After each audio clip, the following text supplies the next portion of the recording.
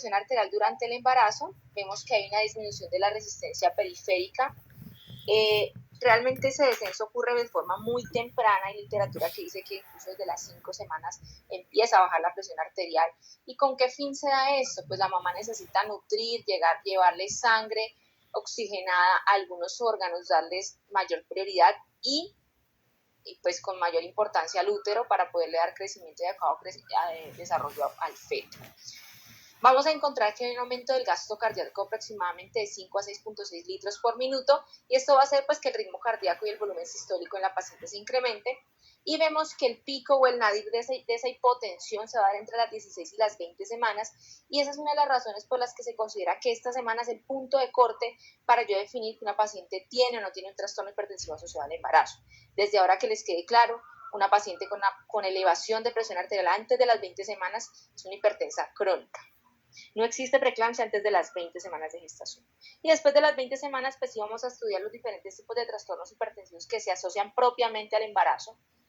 Y vamos a ver que esa presión arterial alcanza esa hipotensión a las 20 semanas, pero que posteriormente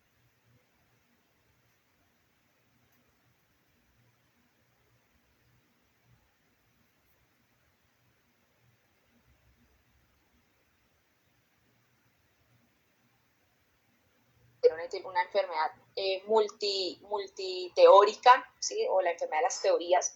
Algunos hablan de la placentación anormal y la angiogenesis defectuosa.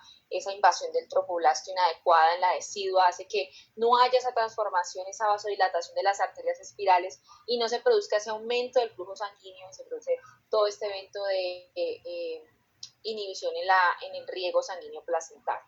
El estrés oxidativo, una mala adaptación inmune por parte de la madre. Incluso se habla en la teoría que las mujeres cuando se exponen por primera vez a sus antígenos paternos tienen mayor riesgo de desarrollar preeclampsia comparado con una mujer que ya previamente ha estado expuesta a esos antígenos de esa misma pareja.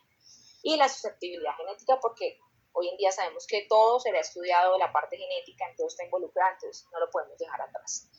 En cuanto a los factores de riesgo, miren lo que les acabo de decir, la nuliparidad, las gestaciones múltiples. ¿Por qué? Porque hay una mayor carga hormonal, y les acabo de decir que se involucran algunas hormonas que pueden incrementar esa presión arterial. El antecedente en esa paciente previamente de preeclampsia, la hipertensión crónica, la diabetes mellitus, todas las enfermedades crónicas se asocian o aumentan el riesgo de desarrollar una preeclampsia. Las pacientes con diabetes gestacional, trombofilias, enfermedades autoinmunes, la obesidad, la edad materna avanzada. Entonces, siempre les digo, la edad materna, tanto muy temprana como muy tardía, se asocia con ciertas patologías. En este caso, pacientes de más de 35 años van a tener riesgo de trastornos hipertensivos, de diabetes gestacional, de malformaciones fetales mayores, de pérdidas gestacionales, de abortos y pues otras alteraciones que ya vamos a ir revisando. La enfermedad renal crónica, la apnea obstructiva del sueño. Es por esta razón que nosotros tenemos que tener en cuenta, y les voy a dejar una tarea, cuáles son los criterios mayores y menores para el inicio de aspirina, y el próximo sábado pues les voy a preguntar qué leyeron. ¿Listo? Anteriormente se consideraba que se podía administrar esa aspirina incluso hasta las 28 semanas de gestación, pero en la actualidad sabemos que esa segunda invasión trofoblástica se da a la semana 16, por lo tanto yo administrar esa aspirina posteriormente no va a tener mayor efecto en mejorar o en disminuir ese riesgo de que se desarrolle un trastorno hipertensivo. Entonces la dosis de esa aspirina para prevenir preeclampsia, 150 miligramos al día, que se deben administrar en la noche y que se debe iniciar máximo a las 16 semanas, y que algunas guías nos dicen puedes administrarla hasta las 36 semanas, pero otros nos dicen que la podemos dar incluso hasta el final de la gestación. Entonces aquí tenemos esa clasificación de los trastornos hipertensivos. Vamos a tener lo que les acabo de decir, hipertensión crónica, que es esa elevación de la presión arterial antes del embarazo o antes de las 20 semanas gestacionales, la que está inducida por el embarazo, y esta es la que nosotros tenemos que entrar a clasificar. No podemos dejar a una paciente con diagnóstico de hipertensión inducida por el embarazo, hay que darle nombre si es una hipertensión gestacional, si es una preeclampsia, si por ejemplo es una paciente ya hipertensa crónica y se le está sobreagregando una preeclampsia, entonces tenemos que clasificar. Entonces esa paciente que después de las 20 semanas eleva presión arterial, debemos mirar si tiene o no tiene proteinuria, si tiene síntomas premonitorios, si tiene lesión de grano blanco evidenciable en el perfil de daño endotelial, para así poderla clasificar. Básicamente la preeclampsia se ha definido como presión arterial elevada por encima de 140/90, con presencia de proteinuria ya sea 24 horas o por medio de una relación proteinuria-creatinuria, y que esto se da después de las 20 semanas de gestación.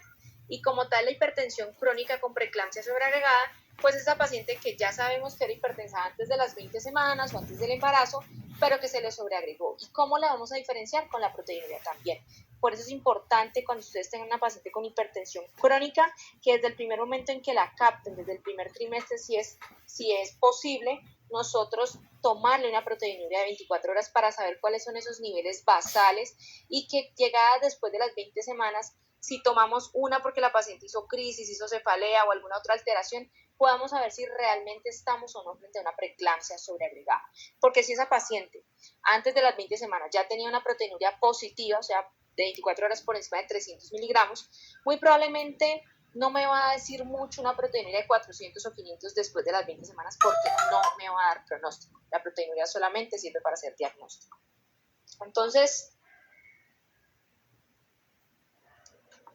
vamos a definir hipertensión gestacional como la elevación de la presión por encima de 140/90, cualquiera de las dos, puede ser solamente una la que esté alterada, en al menos 2 tomas con 4 horas de diferencia después de las 20 semanas de gestación en una paciente que previamente era normotensa, y esto es para pacientes que vamos a hacerle seriada la toma de presión arterial. Si ustedes tienen una paciente que les ingresa con una presión arterial por encima de 160 o 110, esperan 15 minutos y la repiten y persiste con esas cifras, inmediatamente ya la clasifican, no tienen que esperar nada más, y en ese caso entraría a ser una preeclampsia severa. Entonces, ya les decía, preeclampsia es la hipertensión de nuevo después de las 20 semanas.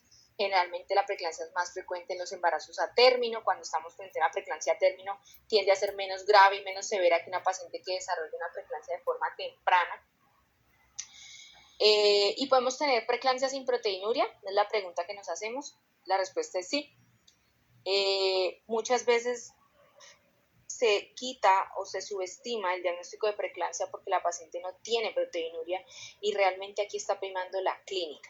Si ustedes tienen una paciente que está hipertensa después de las 20 semanas, tiene premonitorios, está haciendo crisis hipertensiva, tiene lesión de órgano blanco, hace edema agudo de pulmón, es una paciente a la que hay que clasificar y tratar como una preeclampsia severa. Entonces, ¿cuáles son esos criterios diagnósticos? Les he hablado todo el tiempo de proteinuria, ¿cómo la definimos? Entonces, podemos tenerla de varias formas. El gol estándar para nosotros diagnosticarla es con la recolección de 24 horas. Si en 24 horas esta proteinuria es mayor o igual a 300 miligramos, la consideramos positiva.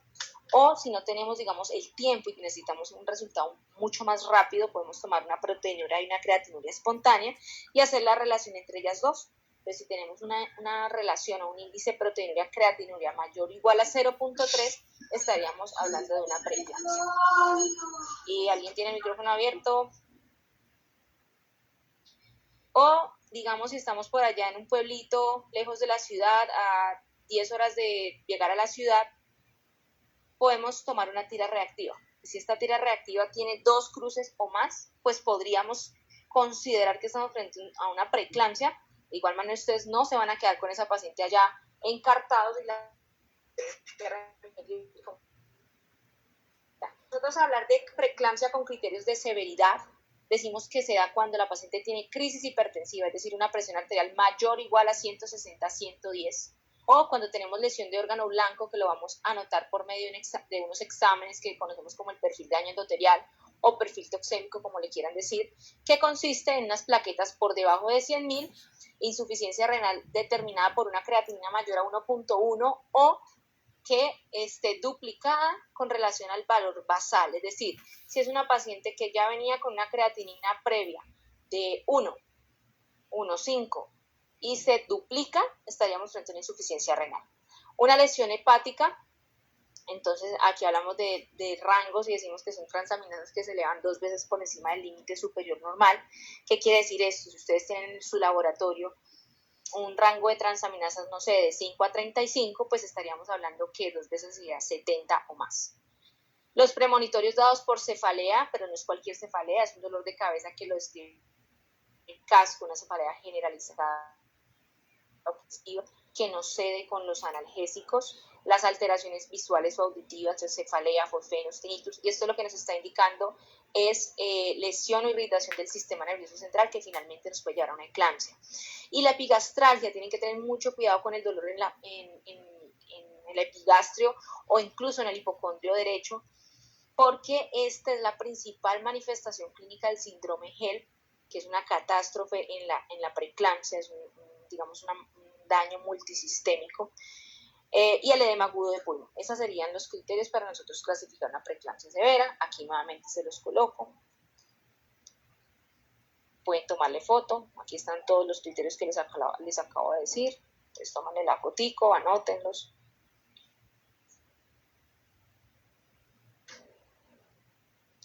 Entonces miren lo que les hablaba. Definiciones y criterios diagnósticos. Ahorita estamos entonces hablando del síndrome HELP. ¿Qué es el síndrome HELP? Miren, es una triada. ¿Sí? Un síndrome es en este caso es la triada, el HELP. H de hemólisis, que la vamos a determinar por una LDH por encima de 600, la EL de elevated liver o transaminasemia, que serían unas transaminasas 2 veces por encima del límite superior, o LP de low plaquets, que sería la trombocitopenia por debajo de 100.000. Algo que les quiero aclarar y es, muchas veces cuando ustedes tengan esas pacientes que ingresan por un trastorno hipertensivo con plaquetas de, no sé, 200.000, entonces usted lo hospitaliza y al otro día le hace un control y está en 150.000, al siguiente día está en 120.000, y usted dice, no, pero es que las plaquetas todavía están por encima de 100.000, póngale cuidado, porque mire que está siendo progresivo el cuadro y le está diciendo, ojo que se me están bajando las plaquetas, ojo que voy a hacer una preeclampsia severa. Entonces, a las pacientes sí que prestarles mucha atención. Y en cuanto a la eclampsia, pues esa es la manifestación convulsiva de la preeclampsia. Generalmente este cuadro de eclampsia se da por unas convulsiones tónico-clónicas generalizadas. Es muy raro que sean focalizadas y van a estar antecedidas por los síntomas premonitorios, la cefalea, los tinnitus, los fosfenos, que finalmente pues llevan a esa convulsión. Y es en una paciente que previamente pues no tiene antecedente de trastornos convulsivos. En cuanto al manejo, voy a hablarles más específicamente del manejo agudo de la preeclampsia severa, porque realmente pues la hipertensión crónica, pues les voy a dar así como un breve resumen. En la hipertensión crónica, ¿ustedes qué tienen que hacer? Captan la paciente en el primer trimestre si es posible, y desde ese primer trimestre deben de hacer una serie de exámenes, que es todo el perfil toxémico que acabamos de revisar, hemograma, transaminasas, creatinina, LDH, y adicionalmente a eso la proteinuria de 24 horas. Son pacientes que hay que enviar a valoración por oftalmología, hay que mandarles ecografía renal, ecocardiograma para evidenciar cómo está la función de sus órganos blancos y ver cómo van progresando, que no haya ningún tipo de lesión. Y las monitoramos, ¿sí? Que son pacientes que por el diagnóstico de hipertensión crónica van máximo hasta la semana 38, porque se ha visto que después de ahí pues hay mayor riesgo de complicaciones y de tanto maternas como fetales. En cuanto a la preeclampsia no severa, que sería esa paciente hipertensa después de las 20 semanas, que tiene proteinuria positiva, pero que no ha tenido premonitorios, no ha hecho crisis, no tiene el órgano blanco, solamente está hipertensa y con proteinuria, el seguimiento de ella y de la hipertensión gestacional es muy similar. Son pacientes que podríamos manejar de forma ambulatoria y generalmente de forma semanal les hacemos control de lo que es perfil de daño endotelial, se les manda un registro de presión arterial ambulatorio, pero para que tengan en cuenta, si ustedes tienen una paciente con hipertensión gestacional, a esa paciente sí hay que hacerle seguimiento de su proteinuria, porque la hipertensión gestacional no tiene proteinuria, entonces tenemos que ver si en algún momento se positiviza para reclasificarla como una preeclampsia no severa o severa. En cuanto a la preeclampsia no severa, una vez ustedes la diagnostican porque tiene proteinuria positiva, no necesitan más proteinuria, porque como les dije, no nos hace pronóstico, no nos da una respuesta de cómo está la severidad del cuadro, entonces no necesito más seguimiento, sino solamente los exámenes de laboratorio de sangre y el control de la presión arterial, y a las pacientes con preeclampsia no severa, las desembarazamos máximo a la semana 37. Entonces, hipertensión crónica 38 y preeclampsia no severa e hipertensión gestacional semana 37. Ya en cuanto a la preeclampsia severa, debemos mirar si la paciente tiene un punto de corte de edad gestacional de menos de 34 semanas o 34 semanas o más. Para que tengan en cuenta y de ahora en adelante no los vayan a corchar en las rotaciones ni en ninguna parte, toda paciente después de las 34 semanas que tenga una patología que ponga en riesgo su vida o la de su bebé, se debe finalizar la gestación. No se hace manejo expectante, que les quede completamente claro. Entonces, lo van a ver en todas las patologías. Ruptura prematura de membranas después de las 34 semanas, finalizo gestación. Amenaza de parto pretérmino, lo dejo avanzar. Preeclampsia severa, la tengo que finalizar. Colestasis, si está muy comprometida, la finalizo. Entonces, si tenemos una preeclampsia severa de menos de 34 semanas, vamos a tener 3 pilares básicos para el manejo. Uno es el manejo antihipertensivo de emergencia si la paciente lo llega a requerir. 2 es la prevención o manejo de la eclampsia si la ya. ¿Alguien habló? ¿Alguien preguntó algo? Sí, profe, tengo una pregunta respecto a lo que acabas de decir. Tú mencionabas que en caso de que la paciente corra peligro, ya está en etapas muy avanzadas de la enfermedad, se termina el embarazo. En este caso, si cumple el criterio de las 34 semanas, el manejo de glucocorticoides para la maduración pulmonar del feto, ¿cómo se manejaría en ese campo? Pues mira, hay estudios que dicen que para uno hacer una maduración pulmonar, aplica las dos dosis y debería finalizar a la paciente a las 24 horas después de finalizada la segunda dosis. Pero si tienes una paciente así, puedes colocarle la betametasona mientras la vas finalizando, ¿sí? No tiene problema. Si tiene menos de 34 semanas, o sea, uno generalmente no hace maduración pulmonar después de 34 semanas, porque son pacientes que, digamos, si están muy comprometidas, uno sabe que se las va a llevar de cesárea de emergencia, ¿cierto? Pero si estás en el contexto de una preeclampsia severa, que está compensada, que está controlada y te da tiempo, y la vas a finalizar por parto, generalmente esas pacientes se echan entre 2 y 3 días en inducción de parto. Entonces, mira, ¿qué le puedes colocar? La betametasona. Le pones la dosis, le inicias la inducción, y al otro día le pones la otra dosis. ¿Listo? Listo, profe, gracias. Dale. Entonces, el segundo pilar, como les venía diciendo, el prevención y manejo de la eclampsia si la desarrolla, y el tercero, que sería la maduración pulmonar o maduración fetal, que deberíamos más bien decirle maduración fetal, porque no solamente, digamos, se va a beneficiar el pulmón, sino el sistema nervioso central, los riñones y demás órganos.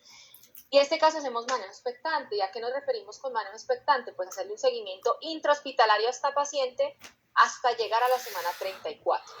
Profe, pero es que se afectó y entonces está grave y tiene semanas porque empezó a las 32. Entonces, si la paciente muestra deterioro clínico o el feto muestra pérdida del bienestar, se finalizaría antes de las 34 semanas. ¿Cuándo, profe? En el momento en que le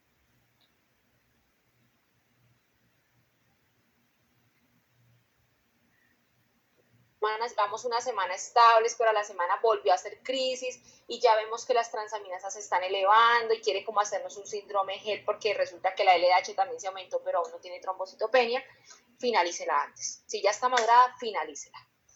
Entonces, estas pacientes se manejan intrahospitalarias, se les hace perfil toxémico de control, se debe realizar control de líquidos administrados eliminados, son pacientes que debemos colocarles sonda vesical siempre que estén con el sulfato de magnesio. La tromboprofilaxis mecánica importantísima, las pacientes con preeclampsia y trastornos hipertensivos tienen alto riesgo de eventos tromboembólicos. La vigilancia de los síntomas premonitorios y el control de la presión arterial. Y si la paciente tiene más de 34 semanas, pues básicamente es como lo mismo, solo que finalizarla. Manejo antihipertensivo si lo requiere, es decir, si está en crisis o en emergencia hipertensiva, que ya les dije que es cuando la presión está por encima o igual o mayor a 160-110, la prevención o manejo de la eclampsia y finalizar la gestación. Entonces, yo les hablaba de la terapia antihipertensiva de emergencia. Miren, aquí está el criterio, presión por encima de estos valores. Y el medicamento en nuestro medio de realmente se han hecho muchos estudios, entonces se habla del nifedipino, la betalol, hidralazina, han evaluado otros medicamentos, no se ha demostrado, digamos, un beneficio sobre uno y sobre el otro, pero entonces, ¿qué se había hecho hasta, digamos, hace como 2 años? Porque ahorita estamos desabastecidos de nifedipino.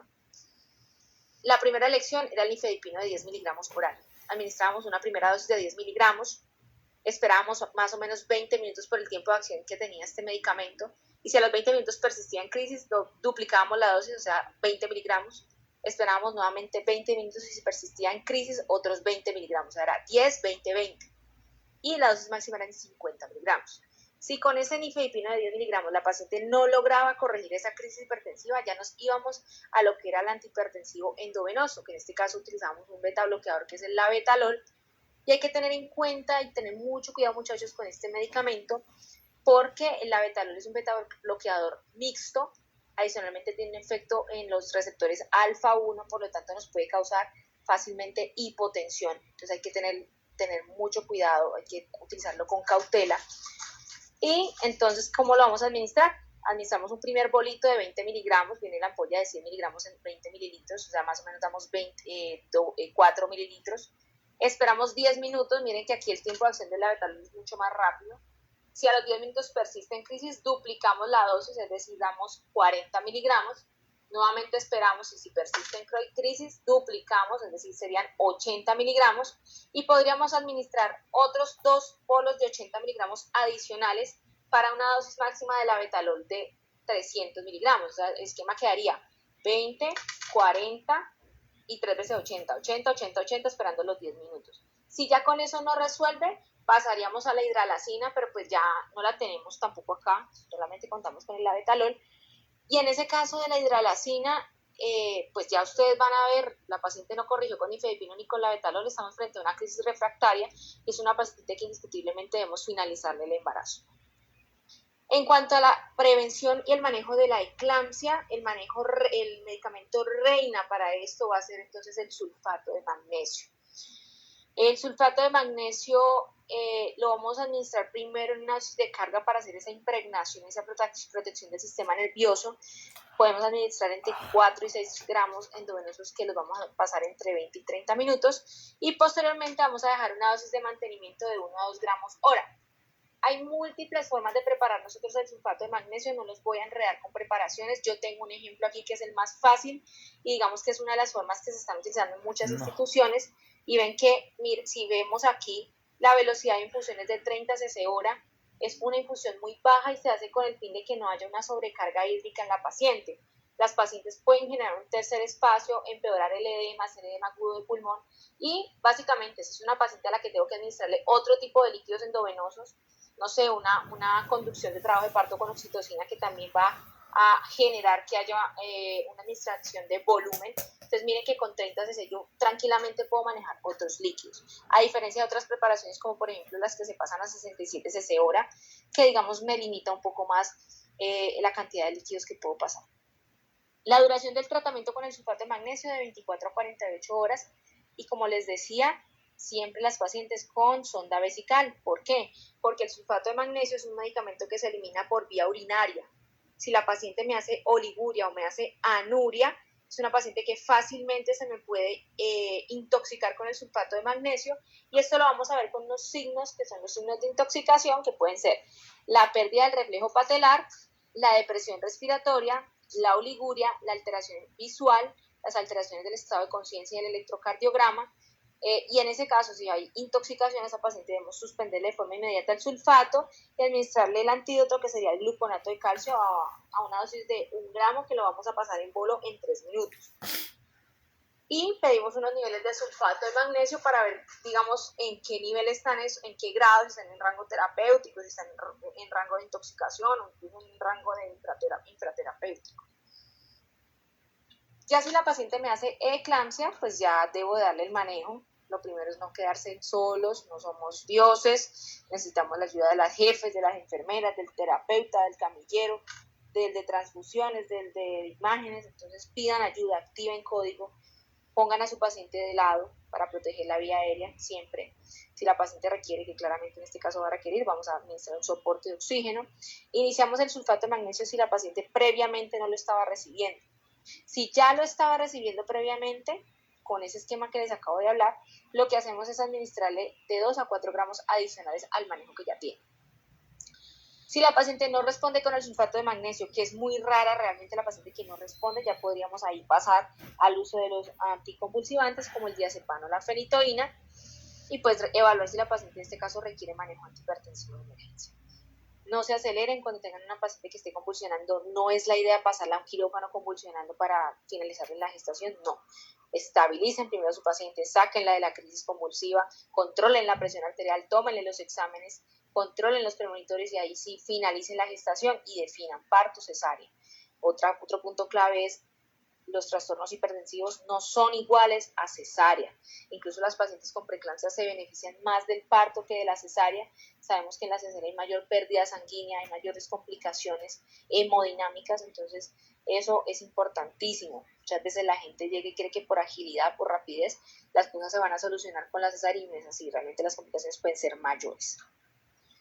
En cuanto a la modulación pulmonar, que era, digamos, otro de los pilares de la preeclampsia severa antes de las 34 semanas, lo podemos hacer con 2 esquemas. Cualquiera de los 2 que está aquí pueden utilizar. El que más utilizamos es la betametasona, que administramos 12 miligramos cada 24 horas por 2 dosis de manera intramuscular, o la dexametasona, que en este caso serían 6 miligramos cada 12 horas por 4 dosis. Los 2 esquemas serían 48 horas de igual manera. En cuanto a la vía del nacimiento, ya les decía, no es igual a cesárea, siempre debemos considerar a cada paciente, evaluar esas condiciones individuales de cada una y según esas características que ella tenga, determinar si va para parto o para cesárea, pero la vía electiva, la de preferencia, va a ser el parto vaginal. Y ya estamos en la era del parto humanizado, de la analgesia obstétrica, entonces cuando estamos desactualizados y la paciente con preeclampsia severa nos dice, doctor, es que mire que me quiero colocar la analgesia obstétrica, usted le dice, no, porque tiene preeclampsia, porque va a sangrar. La evidencia ya es clara y nos dice que una paciente con plaquetas por encima de 70.000 que no esté sangrando va a tener un riesgo bajo de hematoma, por lo tanto no tiene contraindicación para la analgesia obstétrica. Estas recomendaciones, esta charla la base básicamente en esta guía de ACOG, del Colegio Americano de Ginecología y Obstetricia. Hay muchas guías, ¿sí? Pero no quería como enredarlos con mucha información. Aquí está todo, es como digamos lo último que tiene ACOG. Ahora vamos a revisar un caso clínico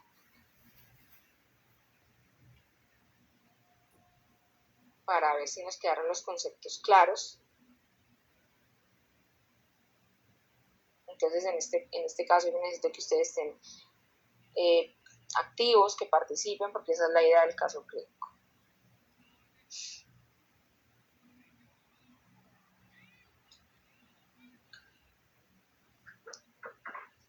Bueno, entonces, ¿están viendo el caso? Ok, entonces se trata de una paciente, ustedes tienen que estar muy atentos porque hay factores de riesgo, hay clínica, hay unos hallazgos, entonces tienen que ir agudizando su ojito para que se vayan dando cuenta de cada cosa. Entonces una paciente de 37 años con una fórmula gestacional gravidad 2, cesáreas 1 vivos 1, con una gestación de 35.4 semanas que consultó porque le dolía la cabeza. La paciente refiere que llevaba 6 horas de cefalea opresiva generalizada, que además de eso tenía tinnitus y fosfenos, que se automedicó con 1 gramo de acetaminofén, pero que a pesar de ese gramo de acetaminofén ella no logró controlar el dolor. Entonces, la paciente dentro de sus antecedentes tuvo una cesárea en el año 2020 con un síndrome HELLP a las 37 semanas. Dentro de sus antecedentes patológicos, ya después de ese embarazo ya quedó hipertensa crónica y esa hipertensión crónica la maneja con alfametil-dopa cada 8 horas y ácido acetil salicílico 150 miligramos. Me imagino que es una paciente que tiene factores de riesgo. Entonces, ahí de lo que hemos revisado, ¿qué factores de riesgo consideran ustedes que tiene esa paciente para yo considerar el inicio de aspirina?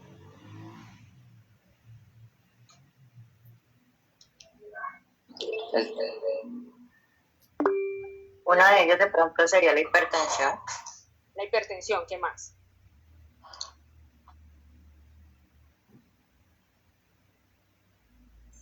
El antecedente El de antecedente. síndrome de HELLP.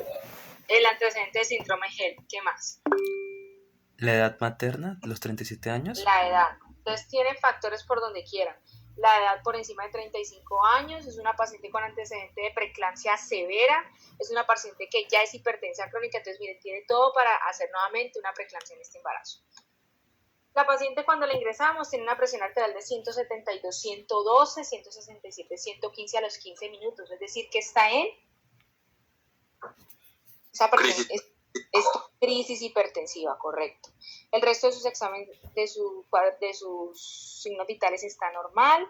Examen físico general, está alerta, no tiene alteración del estado de conciencia, no tiene alteraciones cardiopulmonares, tiene una altura uterina de 30 centímetros con un feto que está en presentación cefálica, no tiene dinámica uterina, no tiene dolor. Y en las extremidades tiene un edema grado 3 y unos reflejos osteotendinosos de 3/4, o sea que hay una hiperreflexia. Tener cuidado, la hiperreflexia también nos está indicando un estado de irritación neurológica. Entonces, con respecto a lo que hemos hablado acá, ¿qué sería lo primero que ustedes harían con esta paciente? ¿Toman exámenes, se la llevan para una cesárea inmediata o le administran algún tipo de medicamento? ¿Qué harían? Le controla presión arterial primero porque está en crisis. Correcto, entonces, lo primero en este caso es estabilizar, siempre, muchachos, siempre es estabilizar. Si la paciente está en crisis, tengo que estabilizarla, le voy a dar medicamentos para bajar la presión, está haciendo síntomas premonitorios, tengo que darle medicamentos para evitar que haga una eclampsia, entonces estabilizo, tomo muestras de forma inmediata también y después de que yo estabilice a mi paciente, la controle, tenga resultados, pues determino si la finalizo o no. ¿Listo? Entonces, a la paciente se le canalizaron dos accesos venosos y dice que le administraron nifedipino. ¿Cuánto creen ustedes de nifedipino que le administraron a esa paciente? 10 miligramos. 10 miligramos. Y le iniciaron sulfato de magnesio, le colocaron un bolo inicial de ¿cuántos gramos? Dijimos que se colocaba primero una impregnación y que posteriormente dejamos una dosis de mantenimiento. De 4 a 6 miligramos. De 4 a 6 gramos y posteriormente la dosis de mantenimiento, ¿por cuánto? De 2 a 4. De De 1 a 2. De 1 a 2 gramos. Bueno, la paciente tiene 35.4 semanas. Si ustedes van a decidir finalizarla por cesárea, esa paciente no va para inducción, porque es una paciente que tiene una cesárea previa, no tiene cambios cervicales, no puedo colocarle misoprostol. Me la voy a llevar así, de cirugía. ¿Le colocan betametasona sí o no? Creo que no. No, Es mayor a... Es la 35. No. Exacto. Es menor a 34, ¿cierto? Exactamente. Y le pido para clínicos, hemograma, LDH, creatinina, todo el perfil de daño endotelial. Esto fue a las 10:30 de la mañana, a las 10:50, miren la presión arterial, persiste en crisis, 165-112, y aquí la enfermera ya le avisa al médico que la paciente está desorientada, confusa, y que de un momento a otro empezó a tener unos movimientos tónico-clónicos generalizados y además de eso, relajo esfínteres. ¿Qué creen ustedes que está haciendo? Una eclampsia. Y persiste en crisis, ¿cierto? Claro eso. ¿Qué hacemos con la paciente? Pues primero pedimos ayuda, no nos vamos a quedar solos, aplicamos el CABD y vamos a controlar la convulsión. Ya está recibiendo el sulfato de magnesio con el esquema estándar. ¿Qué tengo que hacer adicionalmente? Aumentar de 2 a 4 gramos. Le doy de 2 a 4 gramos, entonces le doy el sulfato de magnesio de 2 a 4 gramos. La presión arterial está en crisis. Bueno, aquí ya se fue la respuesta. Aquí dice que le colocan la betalol. ¿Por qué la betalol si apenas dimos 10 miligramos de nifedipino? Dijimos que el esquema del nifedipino era 10, 20, 20. Porque ya borra la inter. Más que eso, ¿qué creerías? ¿Qué pasa con una paciente que está convulsionando? ¿Cómo está su estado neurológico? Hiperestimulado. No puede recibir la vía oral, ¿cierto? Una paciente que está convulsionando no puede recibir vía oral, por lo tanto, pues no puedo continuar con el esquema de nifedipino y debo de pasar inmediatamente al esquema endovenoso, que sería el labetalol. Y voy a finalizar la paciente su embarazo después de que yo haga qué cosas. De que logre qué.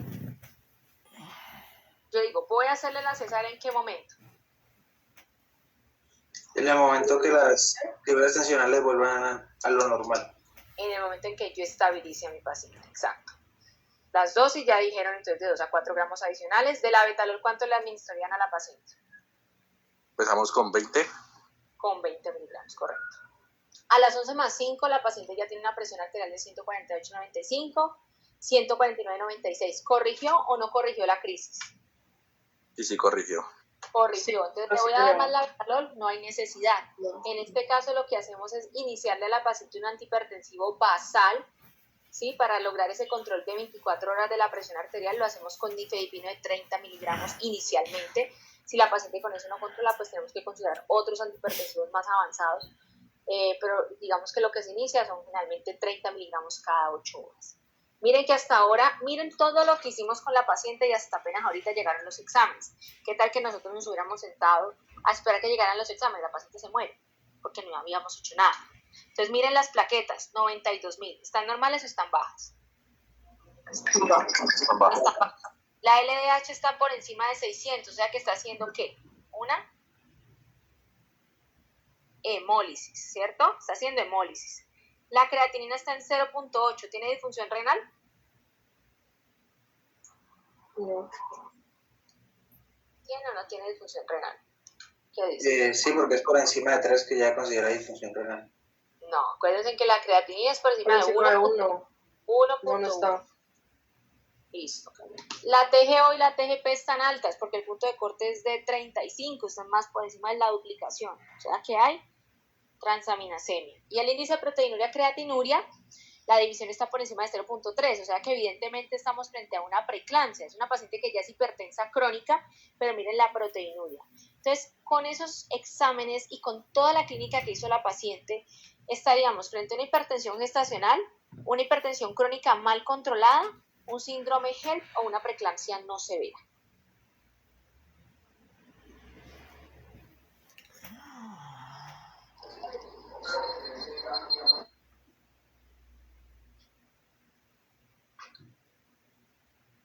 ¿Qué dicen?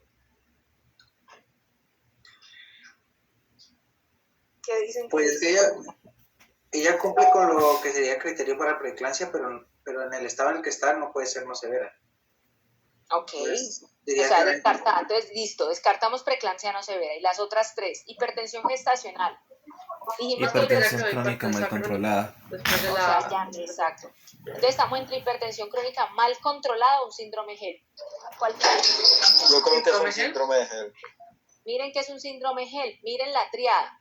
Trombocitopenia, 92.000, LDH por encima de 600 y transaminasas elevadas. Recuerden que el síndrome HELP hace parte de la preeclampsia severa.